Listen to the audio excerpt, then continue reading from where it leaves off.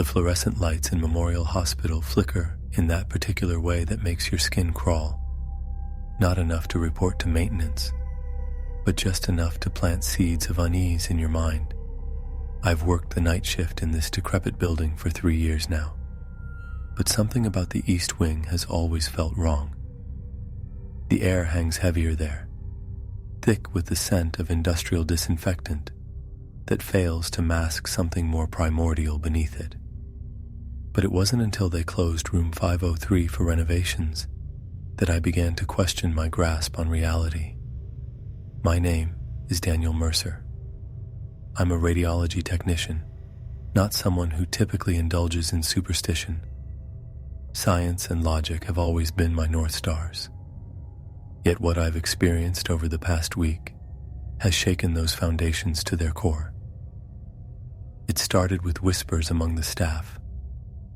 Room 503 had been cordoned off after a water pipe burst, destroying the ceiling and electrical systems.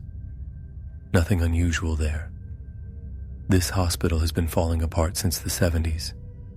What caught my attention was how the maintenance crew refused to work in that room after dark. When I asked why, they averted their eyes and mumbled something about bad wiring. I accepted this explanation until I saw the light.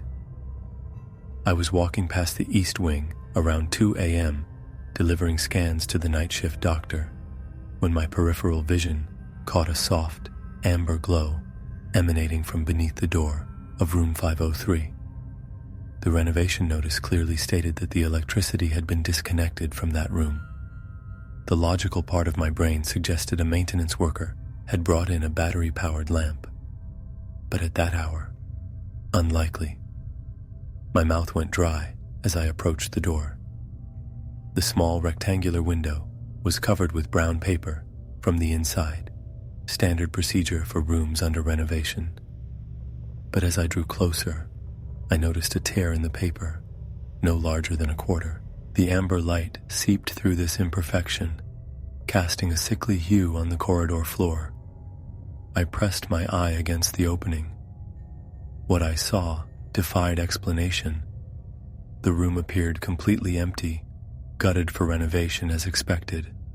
No furniture, no equipment, no light fixtures, and certainly no source for the amber glow that seemed to permeate the space itself.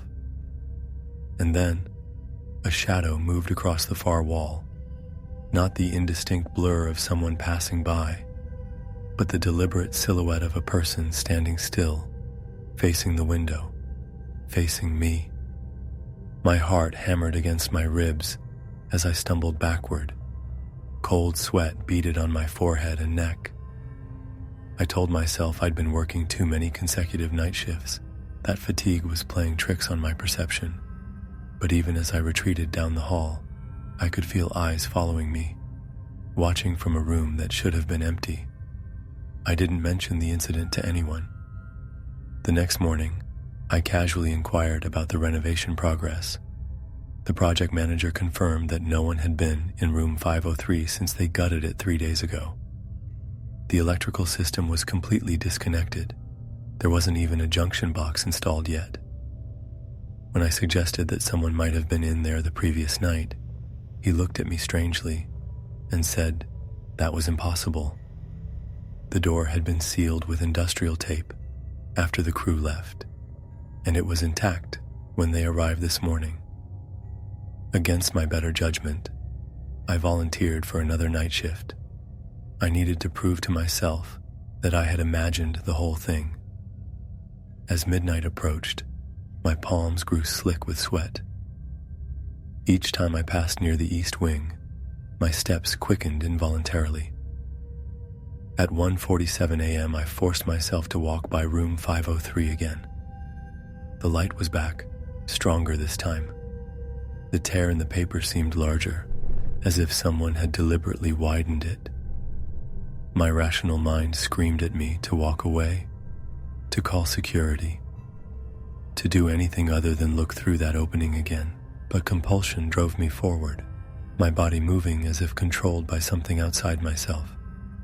The amber glow pulsed gently, like the beating of a heart. And there, pressing against the other side of the glass, was a face, or what resembled a face, features distorted and shifting, eyes too wide and dark, skin pallid with a waxy translucence. It wasn't looking into the corridor. It was looking directly at me, as if it had been waiting. I don't remember running. I don't remember dropping the files I'd been carrying. I only remember finding myself in the basement break room, shaking uncontrollably as a concerned colleague asked if I needed medical attention. My skin felt ice cold, despite the sweat soaking through my scrubs. I mumbled something about low blood sugar and took the rest of the night off. The following days became a blur of sleepless paranoia. I requested a temporary transfer to day shift, but the amber glow haunted my dreams. In quiet moments, I could feel the weight of unseen eyes. Rational explanations crumbled one by one. I checked the hospital records, searching for anything unusual associated with room 503. Nothing stood out except for the unusually high number of equipment malfunctions reported in that location over the years. 5 days later, I found myself standing before room 503 again, this time in broad daylight, with the renovation crew working inside. They had removed the paper from the window. The room looked perfectly normal. Bare walls, exposed wiring, construction materials scattered across the floor. I asked if they'd experienced anything unusual. They exchanged glances before admitting that tools kept disappearing, only to reappear in places they hadn't left them. They'd written it off as forgetfulness or pranks from other staff. I almost convinced myself that stress and exhaustion had manufactured my experience until one of the workers mentioned the odd behavior of their electronic equipment. Phones would drain completely within minutes of entering the room. Digital thermometers displayed impossible readings. One man showed me his smartwatch, which had been recording his heartbeat as over 200 BPM whenever he worked in that room, despite him feeling perfectly fine. That night, against all reason, I returned to the hospital during my time off. I needed to see room 503 one last time before the renovation was completed. The hallway was deserted, lit only by the emergency lights that cast long shadows across the worn linoleum floor. Room 503's door stood partially open, a violation of protocol during renovation. My throat constricted as I pushed the door wider. The room was dark, as it should be, without power. I swept my flashlight across the empty space, revealing nothing but dust motes dancing in the beam. Relief washed over me, followed immediately by a creeping embarrassment at my own paranoia. And then, my flashlight flickered and died. In the perfect darkness that followed, I felt the temperature plummet. My breath clouded before me, visible in the amber glow that now emanated not from any single point, but from the very air itself. The light revealed that I was not alone. The room was filled with silhouettes, dozens of them, standing perfectly still, all facing me. Not people, but the absence of people, holes in reality shaped like human forms. I couldn't move. I couldn't scream. I could only watch as one detached itself from the group and approached me with a jerky, unnatural gait. It stopped inches from my face, close enough that I should have felt breath, but there was only a cold void. In the amber light, I could see through it to the wall behind, as if it were composed of dark glass or smoke. It raised what would have been a hand and pointed to the corner of the room. There, beneath a section of removed flooring, something glinted. Moving on legs that threatened to buckle beneath me, I approached and knelt down. Buried in the concrete foundation was a small metal box, the kind used for personal effects. With trembling fingers, I pried it open. Inside was a hospital ID badge so old the plastic had yellowed and cracked.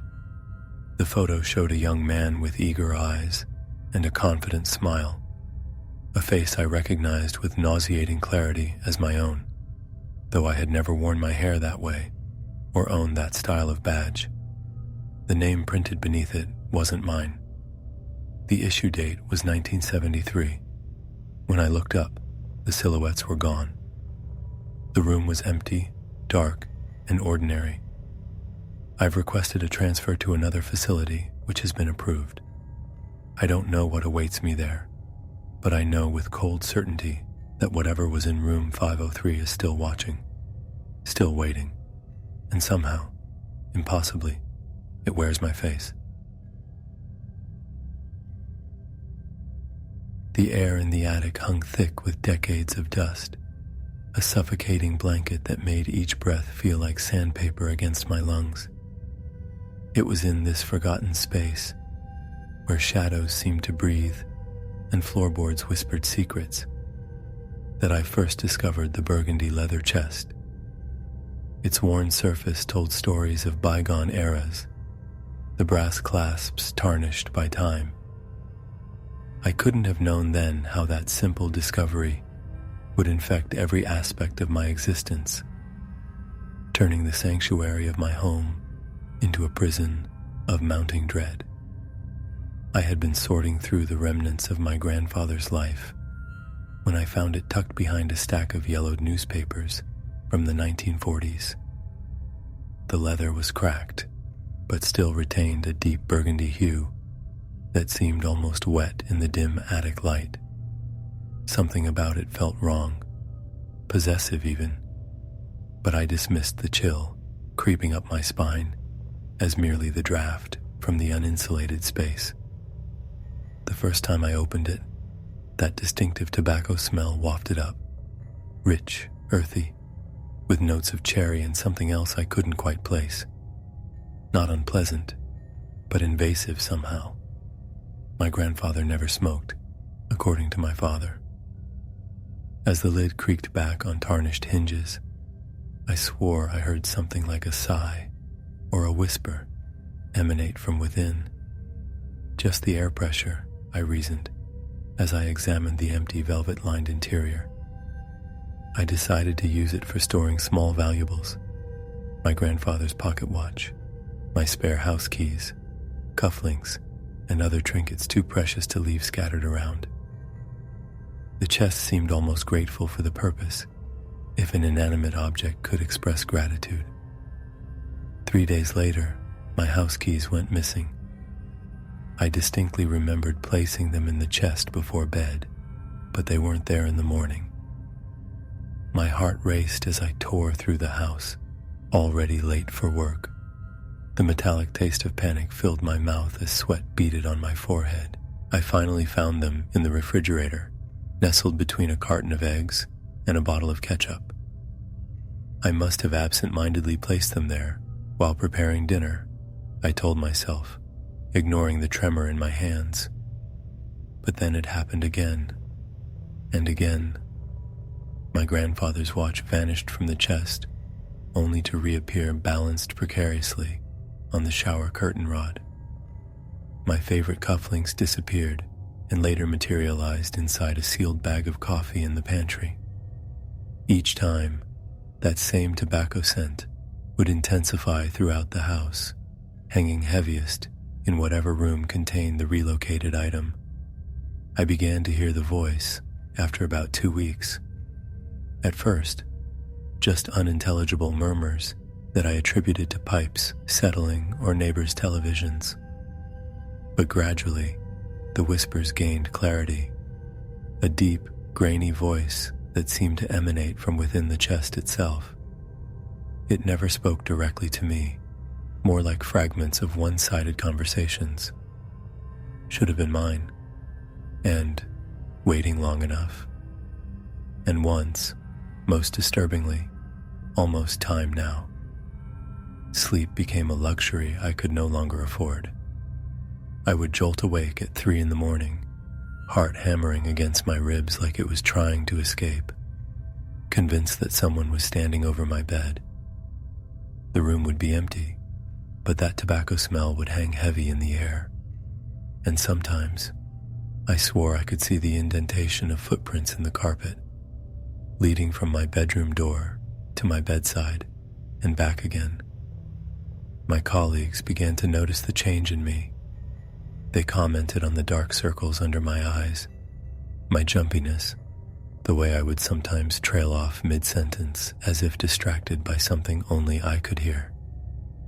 My boss suggested I take some time off. I didn't tell them about the chest. How could I explain that an antique box was stalking me? I tried to get rid of it. I drove 30 miles to a dump and threw it in a landfill, feeling the weight lift from my shoulders as I watched it disappear among the trash. That night, I slept soundly for the first time in weeks. But when I went to the attic the next day to continue sorting through my grandfather's belongings, there it sat, exactly where I had first found it, lid slightly ajar, that infernal tobacco smell stronger than ever. My hands wouldn't stop shaking. My mouth went desert dry as bile rose in my throat. I backed away, stumbling down the attic stairs, my breath coming in short, painful gasps. That night, the voice didn't bother with whispers. It spoke clearly, directly beside my ear as I lay rigid in bed. We're connected now, you and I. A bond not easily broken. In desperation, I researched the chest's origins. My grandfather had acquired it at an estate sale in New Orleans in 1963. The previous owner had been a collector of occult artifacts, with a particular interest in objects that could serve as vessels. Vessels for what? The article didn't specify. Last night, I finally confronted it, armed with sage and salt. Desperate measures for a man who once prided himself on rationality.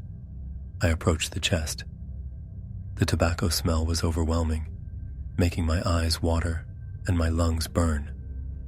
I demanded answers, my voice breaking with the strain of weeks of fear. The chest's lid slowly opened on its own.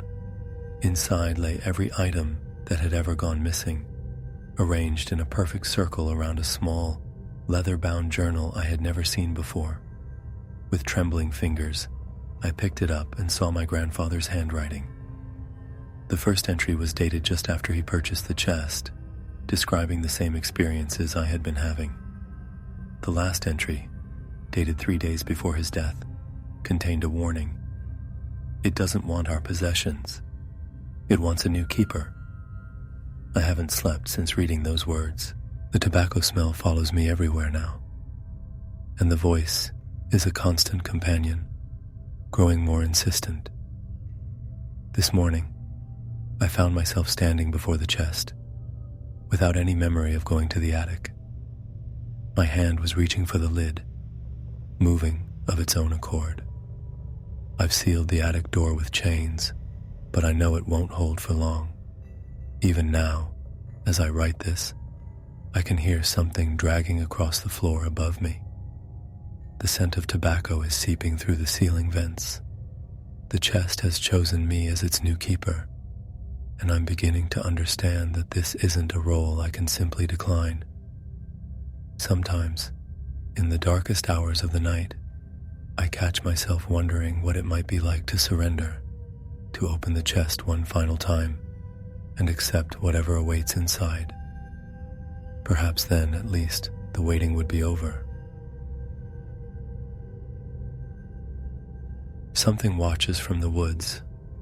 I know this because I've seen its light, a sickly phosphorescence that hovers between the black trunks like a forgotten star.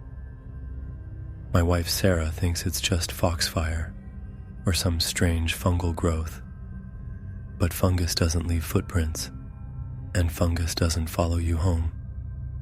We moved to this property 3 weeks ago, desperate for peace after years in the suffocating city. The real estate agent never mentioned the woods that press against our backyard like a dark tide. When we signed the papers, the trees were just a pleasant backdrop of autumn colors. Now, in the dead of winter, They stand naked and accusing, their skeletal fingers scratching at our windows when the wind picks up. I first noticed the glow on our third night, a pale blue-white shimmer between the trees, visible from our bedroom window. It appeared precisely at 2:17 a.m. I checked my phone and vanished 23 minutes later. The next night, I waited.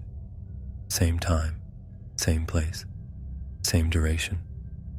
Sarah mumbled something about bioluminescence and rolled over, pulling the covers tighter. By the fifth night, I'd mapped its position. Always stationary, always the same soft radiance, like moonlight filtered through fog. I began to wonder if it was some kind of signal. My sleep deteriorated, my dreams filled with that patient light waiting for acknowledgement. On the seventh night, I went outside. The January air bit through my coat as I crossed our frost-stiffened lawn. My breath clouded dense and white before me. The woods loomed, darker than the night sky, a void punctuated only by that ethereal glow deep within their midst. I stood at the tree line, heart hammering against my ribs. A voice in my head screamed to turn back, but curiosity pulled me forward like an undertow. The first step past the boundary sent ice down my spine, not from cold, but from the absolute certainty that I was being watched. The forest floor crackled beneath my boots. No wildlife sounds disturbed the silence. No rustling leaves, no distant owl calls, just the labored sound of my breathing and the blood rushing in my ears. The light seemed to pulse now, almost imperceptibly, like something breathing. I moved deeper, following its beacon. 15 minutes in, I found them, footprints pressed into the damp soil, fresh enough that water hadn't yet seeped into their depressions. Human-shaped but wrong somehow, too narrow, the toe impressions elongated, the arch impossibly high. They led directly toward the light. My mouth went desert dry. Sweat beaded on my forehead despite the freezing temperature. I followed the tracks, stepping carefully alongside them rather than in them. They continued for 50 yards, cutting a straight path through the underbrush. Then they simply stopped. Not gradually, not with signs of someone jumping or climbing. They ended mid-stride, as if their maker had been plucked from the earth. The glow hovered 20 feet beyond this terminus, unwavering. I approached it, drawn by a compulsion I couldn't name. Up close, the light had no visible source, just a shimmering ball of luminescence, suspended 5 feet above the ground. It cast no shadows, illuminated nothing around it. It existed in perfect isolation, defying all laws of physics I understood. When I extended my hand toward it, the cold struck me like a physical blow. Not environmental cold. Something deeper. Something that seemed to freeze the marrow in my bones. I recoiled, stumbling backward. The light pulsed once, violently, then snuffed out like a candle. Total darkness engulfed me. I ran, crashing through branches, my orientation completely lost. Panic squeezed my chest until each breath was a shallow gasp. Somewhere behind me, something moved through the trees, not with my desperate clumsiness, but with deliberate precision. The sound of snapping twigs and rustling leaves followed a pattern too rhythmic to be natural. When I finally burst from the tree line, my shirt clung to my back, soaked through with cold sweat. I sprinted across the lawn, fumbled with the door lock, and collapsed inside our kitchen. Sarah found me there in the morning, curled against the refrigerator, unable to explain what had driven me to such a state. I told her everything the next day. She suggested exhaustion, stress from the move, perhaps sleep paralysis followed by sleepwalking. Her rational explanations should have comforted me, but the footprints remained vivid in my memory, too detailed, too tangible for any dream.